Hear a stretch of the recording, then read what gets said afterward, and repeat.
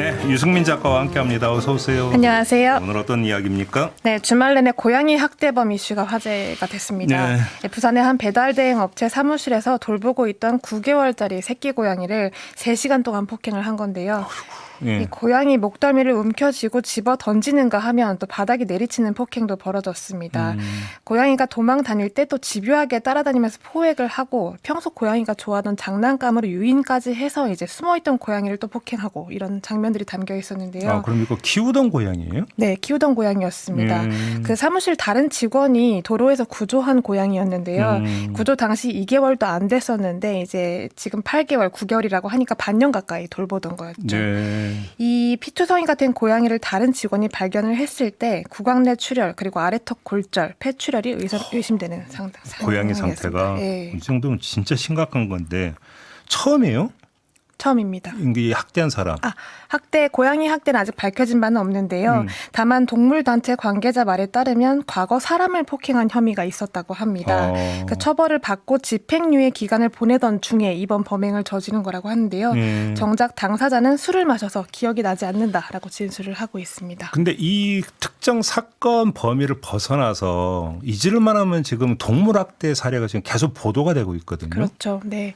그 2주 전에도 천안에서 고양이 학대 사건이 있었는데요. 네. 이 쇠파이프로 학대를 한 사건이었습니다. 네, 먹이로 유인을 해서 학대한 다음에 머리 털을 담뱃불로 태웠던 사례인데 공교롭게도 인근 지역의 고양이들도 꼬리가 잘리거나 또 불로 태운 흔적이 발견이 되면서 해당 남성이 상습적으로 길고양이 학대를 한 게 아니냐라는 추정이 나오고 있는 상황입니다. 뭐 추정이긴 합니다만. 예. 좀 집중적으로 좀 점검을 해보고 싶은 게 이렇게 동물을 학대하는 그 심리. 네. 도대체 무슨 심리인지 이게 궁금하거든요. 공감력 결여라고 국내 전문가들이 입을 모아서 말하고 있습니다. 공감력 결여? 네. 예. 또 인지 능력이나 감정 능력이 편향되어 있다라고도 볼 수 있고 또 공격성을 가진 상태에서 그 발산 대상으로 가장 약하고 가까이에 있는 존재한테 공격성을 발산한다라고 볼 수가 있는데요. 예. 조금 더 궁금해져서 해외 사례를 찾아봤습니다. 그 동물 학대 심리와 유년 시절을 연관시킨 연구가 하나 있었는데요. 네. 흉악범죄자의 인격 형성을 연구하고 있는 일본 요코하마 대학의 아베 노리히도 교수의 연구입니다. 네. 연구에 따르면 인격의 토대가 형성되는 0세에서 3세 사이에 이 보호자로부터 신체적 혹은 심리적으로 간헐적인 학대를 받을 경우에 아이의 정신에 막대한 영향을 미친다는 것이었는데요.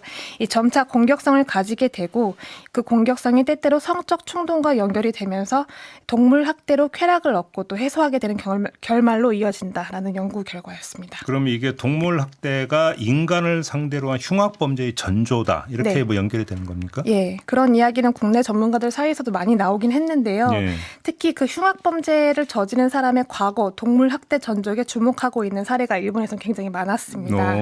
이 데이터를 축적을 해서 연구가 진행되기도 하는데 특히 흉악 범죄와 유년 시절의 고양이 학대 사건을 연관시킨 내용들이 도드라지고 있었습니다. 그래요? 이런 네. 연구가 있었어요? 네. 예.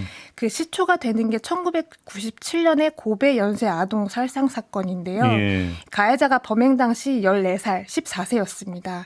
그렇기 때문에 일본에서 소년법을 적용 연령을 개정하는 데 큰 영향을 준 사건이기도 한데요.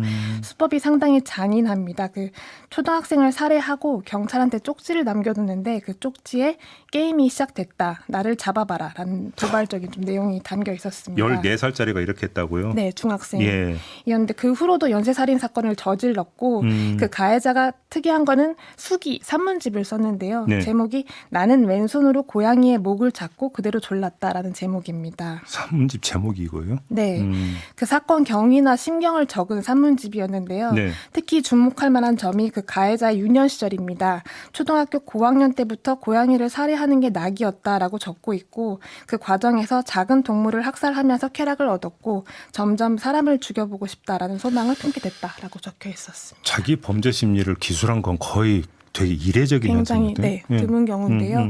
지금까지 그래서 일본 학계에서 밝혀진 건 범죄자들의 공통점이 3개가 있는데 하나는 어릴 때부터 고양이를 비롯한 작은 동물을 죽이거나 해부한 경험이 있다라는 점이었고 그 과정에서 사람을 대상으로 죽여보고 싶다라는 생각이 들었다는 점도 나왔습니다. 마지막으로 보호자로부터 받은 공격을 또 작은 동물을 통해서 발산하고 최종적으로는 그 대상이 사람을 향한다라는 것도 연구 결과로 나왔는데요. 예. 때문에 처벌을 강화 심화하고 있습니다. 현재 일본에서 동물보호법 위반을 할 경우에 5년 이하 징역 또는 5천만 원 이하 벌금형에 처해지는데요. 예. 일본 경찰청 통계에 따르면 2022년 기준으로 위반 건수가 166건이었습니다. 그래요. 네. 알겠습니다. 미국은 어떻습니까? 짧게 전해주신다면. 미국 같은 경우는 중범죄로 규정을 하고 있고요. 일단 동물학대 사건이 발생하면 즉시 FBI에 보고하도록 되어 있습니다. 알겠습니다. 네. 아무튼 오늘 내용에서 중요한 것은 이 동물학대는 인간을 상대로 한 흉악범죄의 전조일 수 있다는 점. 네. 그렇죠. 그 확률이 굉장히 높다라고 볼 수 있습니다. 그러게요. 알겠습니다. 자, 오늘 이렇게 마무리할게요. 유승민 작가와 함께했습니다. 고맙습니다. 고맙습니다.